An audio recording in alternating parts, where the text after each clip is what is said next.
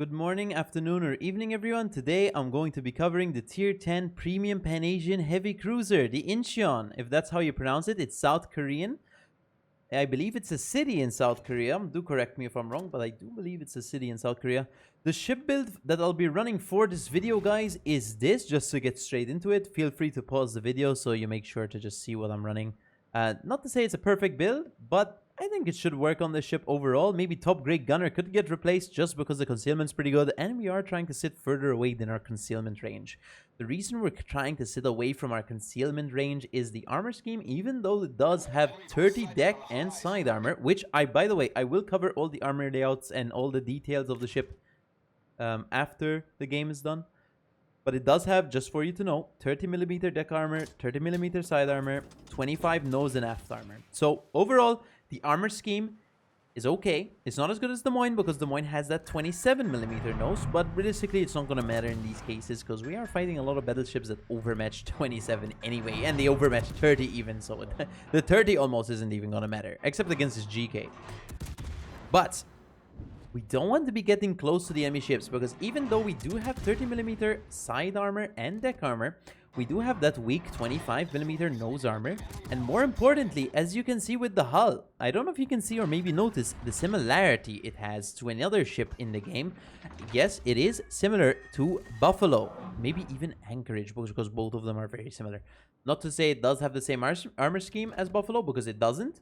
It does have more deck and side armor, but it does have worse nose armor than Buffalo. Because Buffalo is fully covered with 27s. But it does look like Buffalo, and that means it does come with a special big citadel. So you have to be really careful when it comes to playing this ship, especially if you're full broadside, even when you're slightly angled, potentially, because you could actually get citadeled anyway.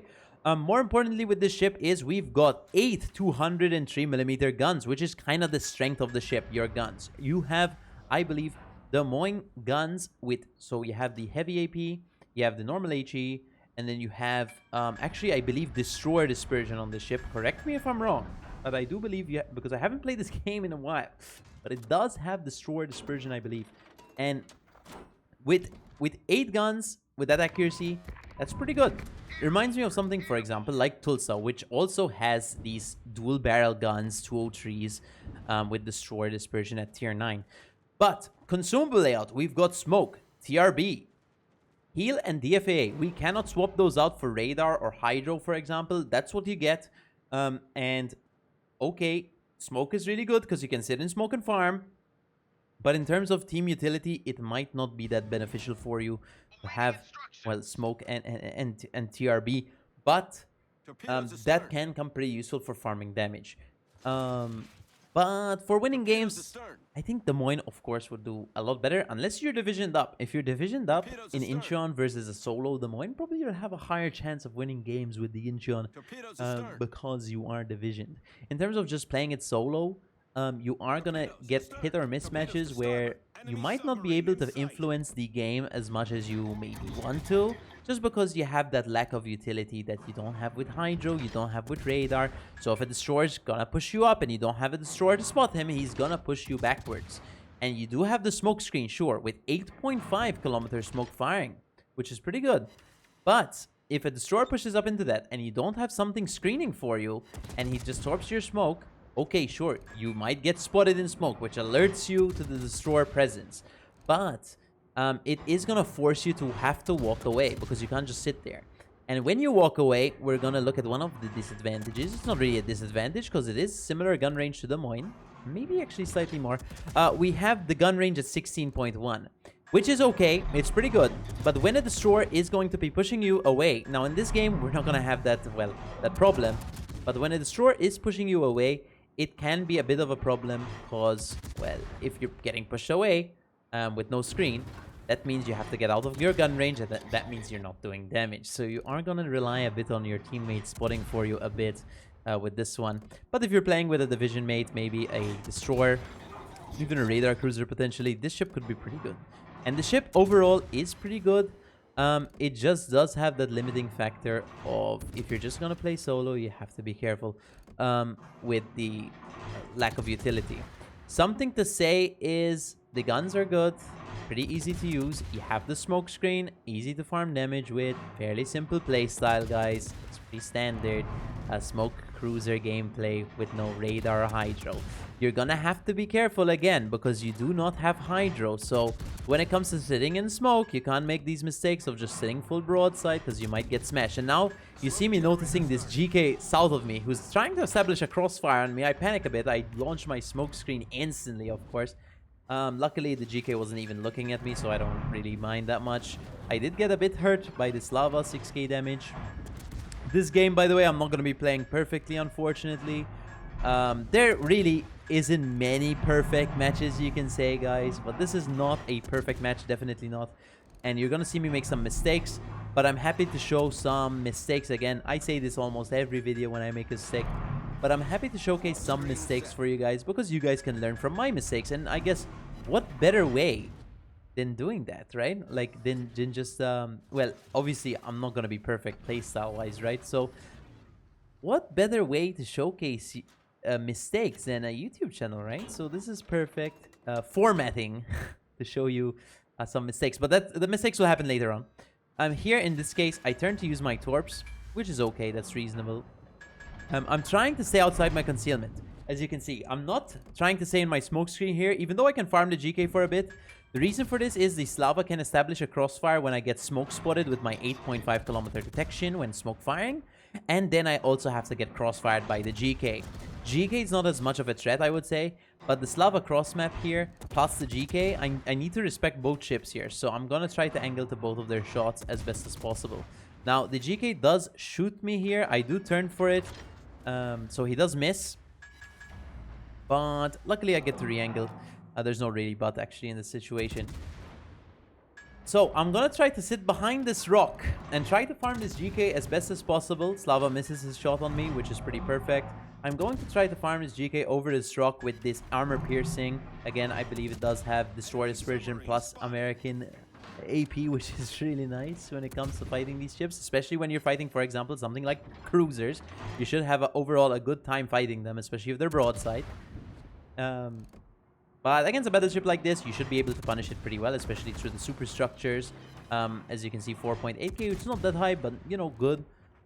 Boom. Solid 5.9k there. He's going to eat torps from the Minotaur. I expected him to beach. Unfortunately, he doesn't beach, so I actually misaim my shots for a few shots. I really did expect him to beach, as you can see with my aim point there. I completely expected him to beach, but unfortunately, he does not, and I do not end up getting the kill. I skipped a bit forward here because nothing really happened. If you pay attention to the mini-map, all I did was rotate a bit north so we can prevent their north push from pushing south into us. At this point in the game, I was actually really excited because we had a full push here that we can start punishing and start farming some pretty proper damage. But unfortunately, it just doesn't end up the way we kind of want to. We do have a ship disadvantage at this point, you could say. Well, we do. And unfortunately, I'm not laying enough damage. One thing I noted was the fire chance, even though it's stated at 16%, was I just wasn't lighting as many fires as I kind of wanted to. Maybe I should be taking Demo Expert on Sazembing for that improved fire chance, guys. I'm not sure. Maybe instead of that Consumable Specialist Commander build. But the fire chance at 16%, I wasn't lighting enough fires this game. Maybe I just got a bit unfortunate with the fire chance. I mean, I don't know. I'm pretty sure this thing should light a lot of fires. 16% fire chance with 8 guns with 4.8 second reload. I don't know. It just feels like it should light a bit more fires than I expected this game. But anyway, we're steadily climbing to 151k damage at this point. We're still 40k HP left, so I'm getting pretty excited at this point, as you can tell, because this could be a pretty huge match, because there is still a lot of damage left. But noting there is a Kremlin in the match, that means he's going to overmatch my 30mm side and deck armor. He's going to overmatch my nose and aft armor. So he's going to overmatch me pretty much everywhere. So we're going to have to be a bit more cautious against that. And maybe I wasn't as cautious as I should have been. In this case, unfortunately, I wasn't angled enough against the GK, and I did get Citadel, which is pretty bad. And in this case, this was totally preventable by just more angling. I was a bit greedy here, and you should totally not do what I did. And I hope you guys can learn from my mistake here, because that was just a silly mistake, unfortunately. In this case, this is kind of the position you really want to be in Incheon. Maybe not with the lack of ships we have on our team, but a position like this where you're pre-kited and you're able to farm some free damage is really good. Now, I do pop my smoke in a pretty solid position. The unfortunate truth is they are going to end up steamrolling over my Kremlin because it is one ship left on the flank. And I just didn't expect them to push up so hard, and they did. And maybe lack of minimap usage, lack of situational awareness potentially. But realistically, it just, you know, a mistake here is just not running away as fast as physically possible and just trying to pre-kite and just trying to farm things at longer ranges. I do sit and smoke way too long. The expectation from me here is that the CV is going to come spot me. My smoke doesn't last that long, unfortunately. So realistically, expectation is CV is going to come spot me. The Kremlin's gonna shoot me, overmatch me. This is a pretty horrible situation to be in. I'm overextended at this point. You know, I thought I was gonna be in a pretty good position, pre-kited. And unfortunately, well, it just ended up being a pretty overall awful position because I just lost my line of sight on the Kremlin because of my fault, of course. And, well, yeah, it just kind of is what it is. I get spotted by the CV and everything does shoot me. The Kremlin does get spotted, but unfortunately he goes behind the rock anyway, so not really good for me. I do the FAA. I eat a big 11k salvo from the Kremlin, which is quite unfortunate indeed. And I mean, at this point, we're 2 ships down, or yeah, 2 ships down. They still have the CV in play. We unfortunately do not. I do make another mistake here of trying to play greedy and trying to not use this island south of me. And my initial strategy was actually to go behind the island and to try to just farm behind the island as best as possible, even though the prince will airstrike me over the island. I didn't really mind that. To me, I wanted to get behind the island so I can actually just farm some damage for free. But unfortunately, I don't know. I just wasn't thinking too straight. I guess I had a long day today, and I just smoke really early. I get really excited about the CV spawning. I didn't expect the Moskva to be pretty close, relatively close. I tell the CV I have smoke available. He's gonna start spotting for me. Moskva's at 14 kilometers. You know, I'm like, okay, he's not gonna push up like full speed. But realistically, I have no ships left in the game. So of course they're gonna push up very fast into me, right? Because if we had something to maybe sit there and hold a bit, some HP wise, maybe the Moskva just doesn't overextend this hard. Well, he doesn't actually overextend, he just extends. And I believe I get blind shot by the Kremlin, unfortunately, which just ends up me getting killed. And unfortunately I just die, and that's pretty much the game. I'm not sure if it was a blind shot, but I thought it was a blind shot, at least when I played the game. For personal score, we ended up doing 227,913 damage, 397 shell hits, 16 plane kills, 1 incapacitation, 1 kill, 9 fires, a flood, 6 defended ribbons, and 2 spotted ribbons. For team score, we got 2nd place on our team. Unfortunately, we did play it a bit bad, so we didn't end up winning the game because of us. But, well, maybe not only because of us, but I think we could have done a lot more than we did at the end for sure. For detailed report, we got 43k on that Preußen, we got 79k on that Slava, 52k on the GK, 38k on the Kremlin, 8k on the Prince, 4k on the Moskva, 1k on the submarine, and 16 plane kills on that Audacious. As you can see, our damage is actually pretty evenly distributed between AP and HE. Our HE did 9 fires as well though, so we also got 47k above over that 93k we got with HE. But the AP can perform pretty well, as you see, similar to that of Des Moines, for example. And this is the credits and XP screen. For my commander build, we've got Gun Feeder, Grease the Gears, Consumable Enhancements, Adrenaline Rush, Superintendent, Survivability Expert, Concealment Expert, and Top Grade Gunner. For my equipment, I've got Reload Mod, Concealment System Mod 1, Prop Mod 1, Aiming System Mod 1, Engine Room Protection, and Main Armaments Mod 1. For the armor layout for the Incheon, we've got 25mm nose armor, 30 deck and side armor, and then 25 aft armor. And if we were to take a look at the Citadel, as you can see, it does sit pretty high. It is external, so you're gonna have to play the ship very carefully. Reminds me of obviously something like Buffalo, because Buffalo does look very similar to this one, and you also have to play it just as carefully. And of course, you are at tier higher. I believe Buffalo doesn't have the 30 millimeters, but in your case, you do. Actually, but Buffalo, if we were to take a look, actually, Buffalo, if we were to take a look really fast, the armor layout, it does have 27 millimeter nose, unlike this one. This one has 25. But you don't get that 30 millimeter center deck armor, of course, because Buffalo is a tier 9 after all. But I don't think I've ever covered buffed Buffalo. So if you guys want to see a Buffalo video randomly, do let me know in the comments below. But anyway, so we have, for ship characteristics, 55,800 HP with 16% torpedo protection damage reduction. We've got 8 203 millimeter guns. Similar to that of Des Moines, they reload every 4.8 seconds. They do have improved AP angles, I believe. These are the same shells as Des Moines. We have a 16% fire chance, which is really high. And we have that 16.1 kilometer range, which is a bit restrictive sometimes, but, you know, it's still okay. Of course, 16 kilometers is still pretty good, but not as good as a lot of the newer tier 10 cruisers. For torps, as you saw, we have those 4 per side. Yu Yang style torpedoes, 17.9k damage, 13.5 kilometer torp range, and 69 top speed. They only hit cruisers, battleships, and aircraft carriers. For maneuverability, we go 34.7 knots and 800 meter turning circle radius with 8.3 second rudder shift time. And for concealment, we've got 11.2, which is actually worse than Des Moines. But we have smokescreen, course, available. We don't have the radar or the hydro, so you do have to be careful in your smoke screens, because if you're just showing full broadside in smoke, you might get torped pretty easily if you're just sitting there. But the smoke doesn't last that long, so you kind of just use it and walk away later. Try to play it, of course, better than I did this game. But for our exterior camouflage, it's not really much to say with this one, guys. It's a single color, I would say, historical-esque camouflage. Now, Buffalo wasn't built and Incheon wasn't built either. But again, navy gray probably. So this is what a historical ship would have used. And of course, and well, not really an Easter egg, but on the back we have Incheon written in South Korean, or in Korean, of course. Incheon right there.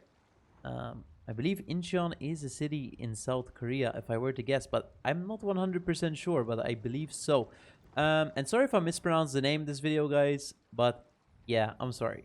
For the flags, by the way, if you're wondering, how do you get the South Korean flag on the ship? You're gonna click the flag here on the top. Sometimes it's gonna be closed. You're gonna see naval flags on the bottom. What does that say? We're gonna click the triangle. It's usually gonna show you the Pan-Asian Dragon, which you can switch straight to the Republic of Korea Navy flag, and you can have a more cool ship, I guess. I think that's pretty cool that you can switch the flag to the nation's flag. I think that's awesome. But that's pretty much the ship. For the price of the ship, it's going to be in the armory. We're going to open the armory. We're going to click ships. If it were to load, guys, hold on. If it were to load today, there it is. We're going to go into ships. We're going to click tier 10. And we're going to actually click doubloons because it's available for doubloons. And it is available for 26,300 doubloons, which is actually cheaper than the Brisbane. Making it a cheaper tier 10. But is it better than the Brisbane, I guess? Well, I don't really want to compare it to Brisbane. It's not really like Brisbane at all.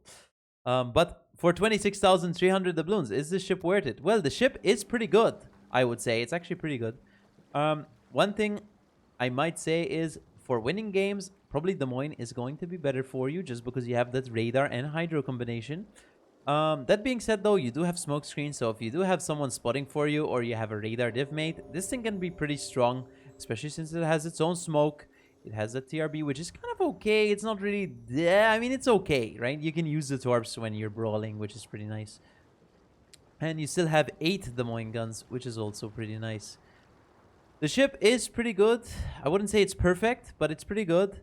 And it can be pretty fun to play for damage farming. But that's pretty much it. I mean, it's okay. In terms of, is it worth 26,300 doubloons, guys? I mean, a lot of things are pretty expensive nowadays, so if you can't really afford food, guys, I mean, this is a pretty common thing, right? I usually say in my doubloon videos, if you can't really afford food this week, you shouldn't really get the Incheon.